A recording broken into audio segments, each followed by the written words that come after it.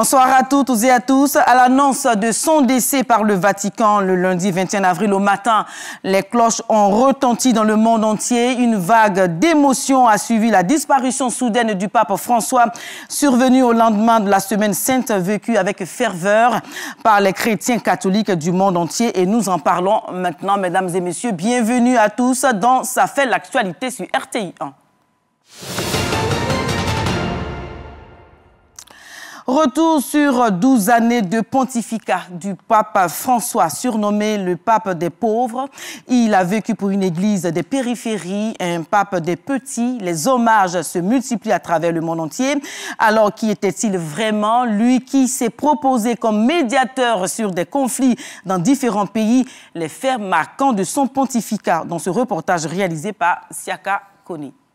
Con profondo dolore. Le pape François a tiré sa révérence. L'annonce a été faite tôt ce lundi de Pâques par le Vatican, selon le procédé dévolu à l'événement. Élu le 13 mars 2013, le pape François a effectué 12 années de pontificat. Une décennie marquée par une révolution radicale au sein de l'Église catholique. Le pape François s'est voulu très proche du peuple et des fidèles. L'une de ses marques durant son séjour à la tête de l'Église catholique. Le fait d'apporter une attention particulière à la souffrance de l'homme, là où il se trouve, et il a fait de ça un point de sa pastorale. Il a beaucoup écrit, il a beaucoup encouragé les églises à considérer la souffrance de l'autre. Ce pape est venu et nous l'avons vu, il a servi l'homme, il a servi l'Église, il a servi Dieu. Et ce qui a marqué, c'est toutes ces réformes dans la simplicité, dans l'humilité. Et surtout, donner à l'Église de retrouver ses origines. Sortir des paroisses classiques et aller à la périphérie. Aller vers les marginaux.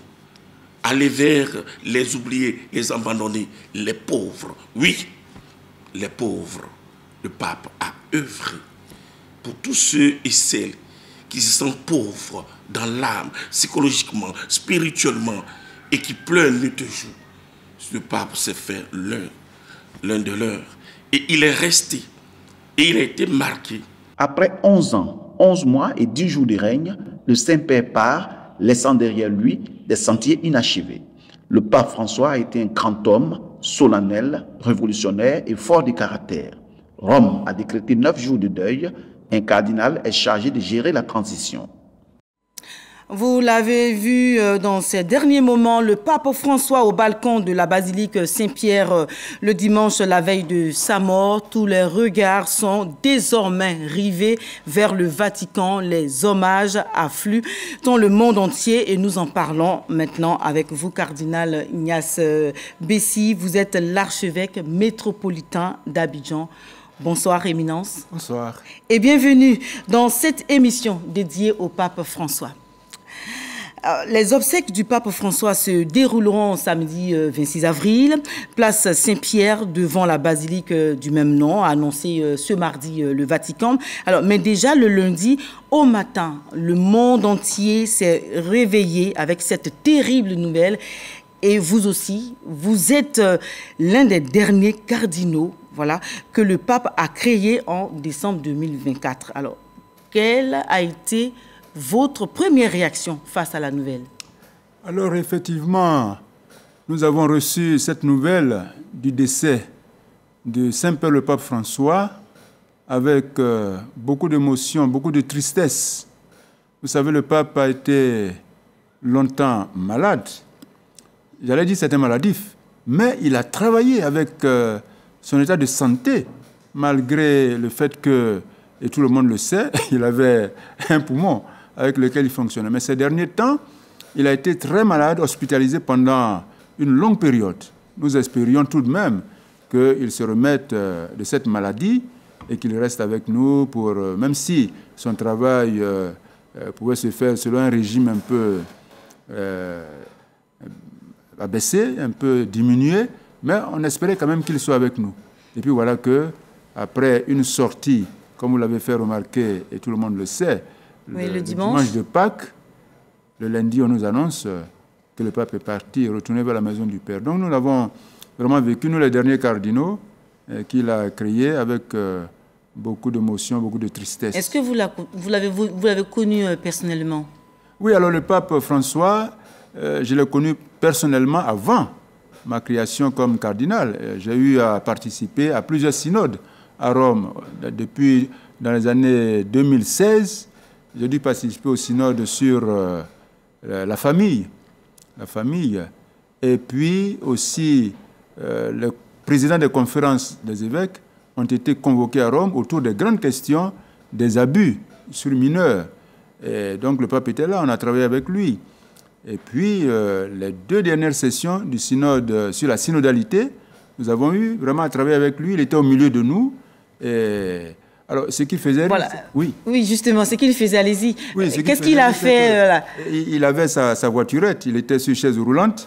Et moi aussi, à la première session, j'avais ma chaise roulante parce que j'ai eu un problème au pied. Donc, on était, après le pape, c'était moi, la deuxième personnalité du synode. Oui. Alors, ça, c'était un peu pour rire. Mais c'était un pape qui était présent à toutes les sessions auprès des évêques, auprès des cardinaux et auprès des laïcs. Et personnellement, c'est vrai que vous ne l'avez pas connu comme ça, mais qu'est-ce que vous pouvez retenir au travers de toutes les réunions que vous avez pu avoir avec lui? Moi, je pense que ce que moi je retiens du pape, vous savez, chaque personne a une vision. Et une autorité comme celle du pape ne peut pas venir comme chef suprême de l'Église catholique sans avoir une vision. Je pense que la vision fondamentale du pape, c'est que l'Église soit une Église en sortie missionnaire. Et ça, il a déjà, dès le départ, il a annoncé.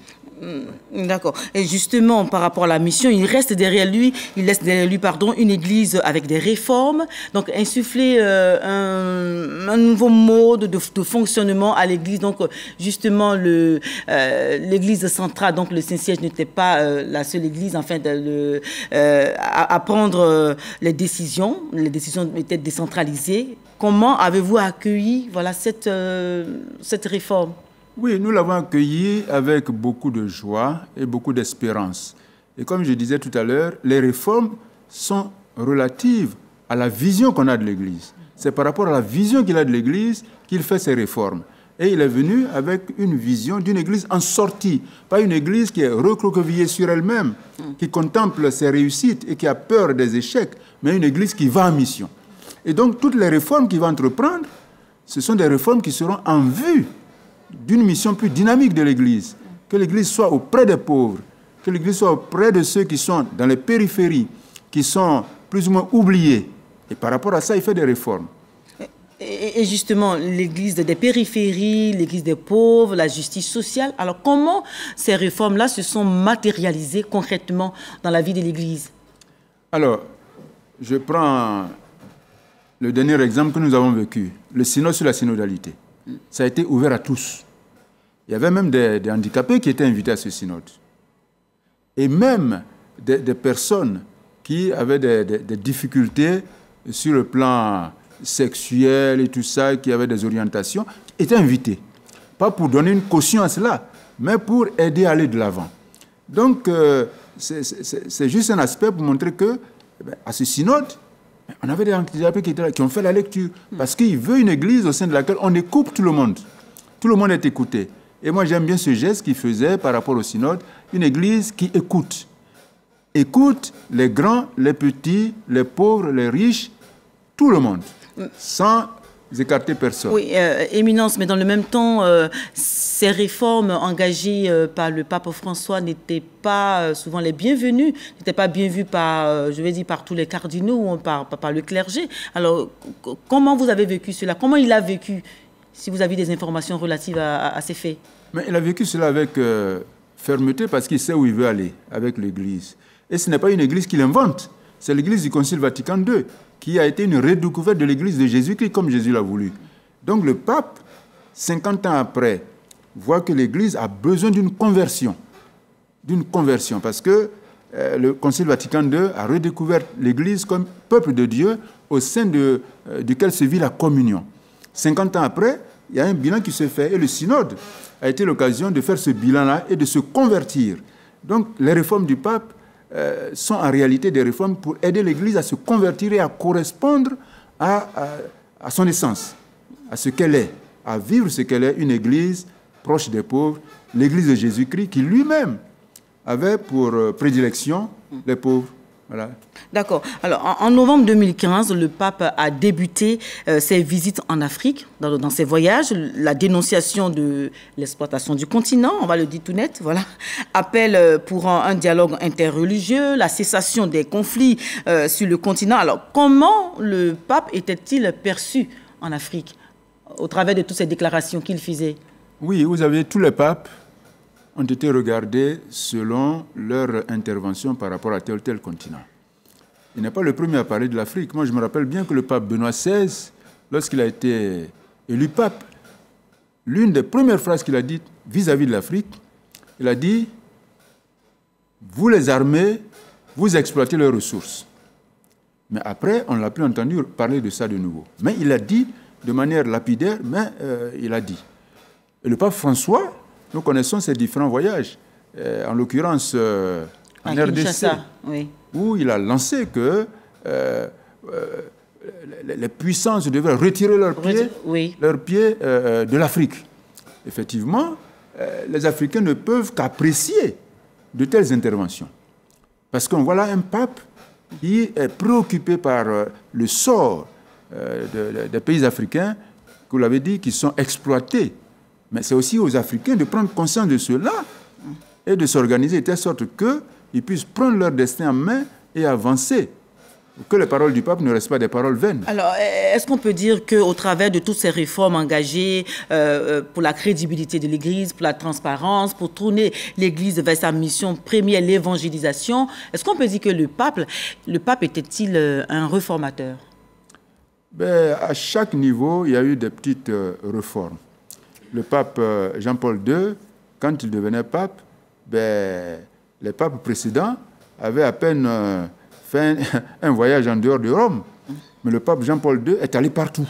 Donc déjà, on peut parler d'une certaine réforme, une certaine vision du pape qui n'est plus cloîtré à Rome, mais qui va partout. Oui, Éminence, est-ce qu'il a pu réformer l'Église en profondeur? Est-ce que ça a eu de l'impact réellement dans la gestion de l'Église, dans le fonctionnement de l'Église catholique, tournée vers l'évangélisation, tournée vers les pauvres? Est-ce que ça a eu un impact significatif dans le quotidien de... Il y a des choses qu'on peut réformer. Et puis il y a d'autres choses qui sont auxquelles on ne peut pas toucher. La hiérarchie de l'Église, elle existe, on n'y peut rien. Maintenant, dans certains aspects, comme par exemple l'organisation des dicastères, c'est avec lui qu'un laïc s'est retrouvé à la tête d'un dicastère, c'est-à-dire un ministère qui aide à la gestion de la curie romaine, donc du Saint-Siège. Le pape, pour la réalisation de sa mission comme pasteur suprême, organise le Saint-Siège avec des dicastères, des ministères. Mais c'est avec le pape François que pour la première fois, on a un laïc qui est à la tête du dicastère, en l'occurrence dicastère pour les moyens de communication sociale. Et tout récemment, il y a une religieuse qui a été nommée à la tête comme préfète du dicastère pour cela ne me revient pas, mais je crois la vie religieuse, quelque chose de ce genre. Mais une religieuse, ça c'est on n'a jamais vu ça dans l'Église. On n'a jamais vu ça dans l'Église. Et tout récemment, il y a un prêtre dominicain qui a été aussi nommé à la commission pour l'évangélisation du numérique. Parce que le monde numérique, c'est un monde devant lequel parfois l'Église tremble, parfois il y en a qui sont plutôt progressistes, ils vont à fond, et d'autres qui sont réticents. Mais le pape a nommé un prêtre dominicain pour qu'il évangélise le numérique. Oui. Donc tout cela, et pour la réforme de la curie, par exemple, est-ce qu'il y a eu là j'ai envie de dire des impacts significatifs? Alors, il y a eu des impacts parce que dans la mentalité des prêtres que nous sommes, des évêques que nous sommes, en général, c'est un évêque qui est préfet d'un dicastère. En l'occurrence, c'est cardinal. Alors qu'on prenne un laïc, bien sûr, ça... Mais les gens ont fini par comprendre qu'effectivement, sur le plan juridique, sur le plan du droit de l'Église, bon, ça demande des réaménagements.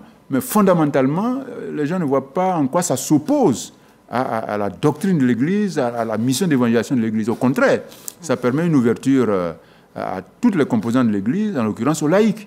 ont leur part à jouer dans la mission de l'Église. Alors, homme de conviction, de paix, il a pris parti pour la défense des intérêts des populations menacées, notamment sur l'accueil des réfugiés, l'immigration. Est-ce que le pape, à ce niveau-là, est-ce que le pape François a fait assez par rapport à tout ce qu'on attendait de lui? Ben, vous savez, on ne peut faire que ce qu'on peut. Le Seigneur fera le reste. Et c'est là qu'il faut aussi prendre conscience que bien souvent, il y a une continuité dans comme on le dit, la continuité dans l'administration. Dans l'administration, Ce n'est pas possible. D'un pape à l'autre, il y a un pas qui se fait, un pas en avant. Alors, le pape François, bien sûr, il a fait de grands pas de ce point de vue-là, vis-à-vis des pauvres, vis-à-vis de la fraternité universelle. C'est le pape qui abat les murs, qui brise les barrières, les frontières. Pour lui, il faut aller partout. Il faut être avec tous, les pauvres. Et il oblige, en quelque sorte, si j'ose ainsi m'exprimer, les riches à se pencher sur le cas des pauvres. En l'occurrence, ce que nous avons entendu sur les migrants. Oui. Les migrants et les prisonniers. Vous voyez, le jeudi saint. À Lampedusa. Le jeudi saint, tout récemment, avant qu'il ne meure 3 jours après, il était dans la prison, la plus grande prison de Rome, où il allait régulièrement laver les pieds des prisonniers. Et un fait, puisque je parle des prisonniers, du lavement des pieds, j'ai été choqué, mais positivement, dans le bon sens, choqué de l'attitude que le pape François a eue vis-à-vis d'un groupe d'Africains qu'il avait rencontré au Vatican. Je crois que c'est les gens du Soudan qui étaient allés le voir, lui rendre visite à Rome, et il s'est abaissé pour embrasser les pieds des Noirs. Alors ça m'a donné de l'émotion, la chair de poule, comme on dit chez nous. Mais pourquoi ça vous a surpris?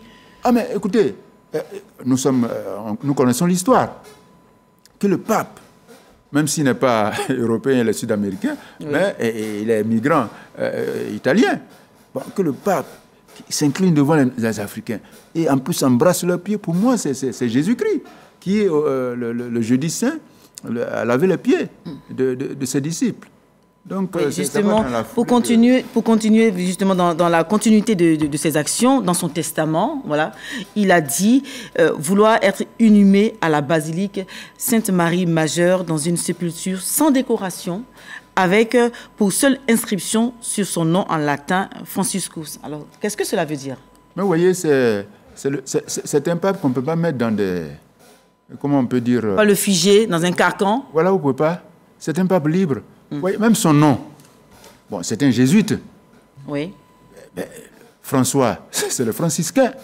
Mais son nom déjà est significatif. Montre quel type de pontificat il veut vivre et exercer. Saint François d'Assise, on le connaît. C'est celui qui est marié à Dame Pauvreté. Et je crois que le pape François, il est allé dans ce sens. Et l'une de ses lettres encycliques qu'il a produites, c'est Laudato Si, qui justement se met dans la mouvance de Saint François d'Assise et de son cantique à la nature, à la création. Donc vous voyez, alors ce pape-là, nous ne sommes pas surpris qu'il ne veuille pas entrer dans la tradition. Dans la tradition, voilà. Saint-Pierre, il veut aller à Sainte-Marie Maggiore. Des obsèques sobres, voilà, c'est ce qu'il veut. Alors, dites-moi, il y a des messages de dévotion qui affluent de partout, des alliances, des initiatives en hommage au pape se tiennent dans différents pays, dans le monde entier. Mais aujourd'hui, le constat est là, c'est que nous sommes dans une période dans laquelle l'Église catholique est plongée après le décès du pape François. Alors, comment définiriez-vous cette période dans laquelle nous sommes après le pape? Mais c'est un peu comme la période du samedi saint. Après le vendredi saint, où Jésus meurt, l'Église est en attente. C'est l'espérance. Qu'est-ce qui va arriver? La Vierge Marie, Saint Joseph, les femmes qui ont suivi Jésus, elles sont dans l'attente. Elles attendent d'aller embaumer le corps de Jésus, en attendant que la nouvelle inattendue surgisse, à savoir la résurrection. Donc je pense que actuellement l'Église est dans cette situation. Le pape François est mort. Qu'est-ce qui va arriver? Voilà, qu'est-ce qui va arriver? Qu'est-ce qu'on fait? On est dans quelle période? On dit vacances du siège, c'est cela qu'on l'appelle? Alors, oui, le siège est vacant. Oui, le siège est vacant, mais il faut bien qu'il y ait un chef à la tête de l'Église. Le siège est vacant. Mais on savait, éminent, s'il vous plaît, on savait qu'il était malade. Est-ce qu'on n'avait pas déjà pensé à sa succession? Oui, on y pense toujours. Et on sait qu'on doit y penser, mais on ne peut rien faire tant qu'il est encore là. Ouais, tant qu'il est encore vivant. Tant qu'il est encore là, c'est lui qui commande. Et tant qu'il n'a pas non plus démissionné, c'est lui qui commande. Bien sûr, il travaille à travers les structures qui sont en place. Maintenant qu'il est mort, il est prévu dans l'Église, celui qui assure en quelque sorte, j'allais dire, la transition, une certaine administration. Et c'est qui? Le doyen. Mais comment cela s'organise? C'est sûr déjà. Il y a le doyen des cardinaux qui est là, c'est lui qui d'ailleurs qui nous a envoyé les différentes invitations pour les différentes réunions. C'est lui qui préside et c'est lui qui va présider les obsèques.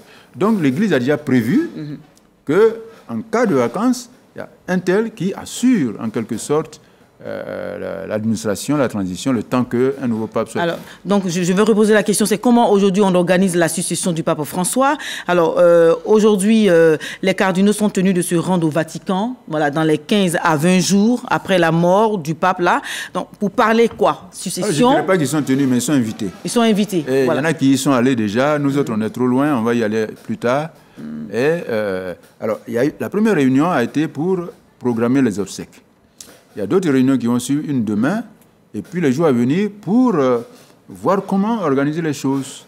Et puis après les obsèques, certainement que la date du conclave sera fixée pour que très rapidement cesse la vacance et qu'un pape... Oui, c'est pendant ces moments, ces réunions qu'on fixe la date du conclave ou bien de l'élection d'un nouveau pape. Comment ça se fait? Expliquez-nous le process. Je ne saurais aller plus loin que ça, mais je sais que pendant ces différentes réunions, le collège va fixer la date avec le doyen des cardinaux, va fixer la date du conclave. Voilà. Je vous pose une question des Ivoiriens. Éminence, est-il possible d'avoir un pape plus jeune, moins de 50 ans? Ben, vous savez, l'Esprit Saint a toutes des surprises pour l'Église. Je crois que le pape Jean-Paul II, je crois qu'il était pape à 54 ans, je crois, non? Si je ne m'abuse, hein. Le pape Jean-Paul II, il est venu assez jeune comme pape. Mais moins de 50 ans, ben, écoutez, il y a un cardinal qui a moins de 50 ans. Est-ce qu'il y a des critères spécifiques? Je ne veux pas faire de campagne, mais il y a un cardinal qui a moins de 50 ans. Je crois que c'est 44 ans. Mais vous savez, la tradition voudrait qu'on n'ait pas un pape qui reste trop longtemps. Si bien que la tendance, je pense qu'après Jean-Paul II, qui est venu à 54 ans et qui est resté plus de 25 ans, la tendance, c'est que ce soit 70 ans, 75 ans, voilà, pour que ça ne traîne pas. Il n'y a pas de critères pour ça? Il n'y a pas de critères? Non, je n'ai pas les documents en présence, mais je crois qu'il y a les habitudes, ce qu'on appelle les coutumes. La coutume voudrait qu'il en soit ainsi. Mais on ne peut pas enfermer l'Esprit Saint dans nos schémas, dans nos calculs. D'accord. Alors, dites-nous, les supputations vont bon train actuellement. On pense à un pape français ou, j'ai envie de dire, encore un latino. Alors, pourrait-on avoir un pape d'origine africaine? Bon, maintenant, je ne sais pas. Mais je pense que... Est-ce qu'il y a des cardinaux qui se positionnent déjà dans ce sens-là? Alors, vous savez, en général, pour ces choses-là, les campagnes ne sont pas bonnes conseillères. Parce que la responsabilité du pape, vous savez, le nom des papes qui se donne, c'est des serviteurs de Dieu. Alors, on ne fait pas campagne pour aller servir Dieu. Pour aller être serviteur des serviteurs de Dieu. Parce que ce n'est pas une tâche facile. Donc, bien sûr, on peut souhaiter que tel cardinal, tel autre, vu sa présence dans l'Église, vu son intérêt pour le peuple chrétien, on peut souhaiter, mais que lui-même se met dans une situation de telle sorte qu'il pense que c'est lui qui peut être pape, là, je crois que c'est dangereux. Parce que c'est une mission, quand on court après, on ne la vit pas correctement. Bien. Les hommages se font dans le monde déjà. Notre-Dame de Paris, place Saint-Pierre au Vatican et dans bien d'autres pays, les fidèles se rassemblent pour une messe en hommage du pape François. En Côte d'Ivoire, alors, en Côte d'Ivoire, qu'est-ce qui est prévu? Il y a déjà eu une messe qui a été célébrée sur une paroisse d'Abidjan, à Nono en l'occurrence, au suffrage du Saint-Père. Et puis les évêques, comme nous ne savions pas le programme des obsèques, nous avons programmé qu'il y a une messe le 30 avril. Mais déjà, le 26, c'est... Oui. Donc, on est en train de voir comment, en attendant, on peut dire des messes dans les diocèses pour qu'on soit en communion avec l'Église universelle. Et puis après, ça n'empêche pas qu'une fois que le pape est inhumé et que tous les évêques sont rentrés, qu'il y ait une messe le 30 avril où tous les chrétiens sont appelés à prier pour le pape sur une paroisse indiquée, en l'occurrence la cathédrale Saint-Paul. D'accord. Alors, si vous avez un dernier message à lancer à l'endroit de tous ces chrétiens catholiques aujourd'hui qui sont vraiment émus, touchés par cette disparition brutale, voilà, du pape. Devant tout deuil dans l'Église catholique, que ce soit un laïc, que ce soit un prêtre, un évêque, l'attitude fondamentale, c'est la prière. Dès qu'un pape ou un évêque meurt, allez, l'Église est mobilisée pour la prière, pour le repos de son âme. Parce qu'il a beau être pape, il a besoin de la miséricorde de Dieu. Même s'il a parlé de la miséricorde de Dieu pour les autres, il en a besoin pour lui-même. Donc il faut prier pour que le Seigneur lui fasse miséricorde et que tout se déroule conformément à la volonté de Dieu. Bien, donc les obsèques du pape François se dérouleront le samedi 26 avril, place Saint-Pierre, selon le Vatican. Donc, les cardinaux ont la lourde tâche d'élire son successeur dans quelques semaines. Une première congrégation générale s'est tenue ce mardi pour fixer les dates des élections et des réunions à venir. Alors, les 12 années du pontificat du 266e pape de l'histoire de l'Église catholique ont été marqués par des moments clés et des réformes significatives. Mesdames et messieurs, merci donc, Éminence Ignace Bessy, d'être venu nous partager vos réflexions. Je précise que vous êtes l'archevêque métropolitain d'Abidjan. Mesdames et messieurs, c'est donc ici la fin de cet entretien, de cette émission. Restez avec nous sur RTI 1.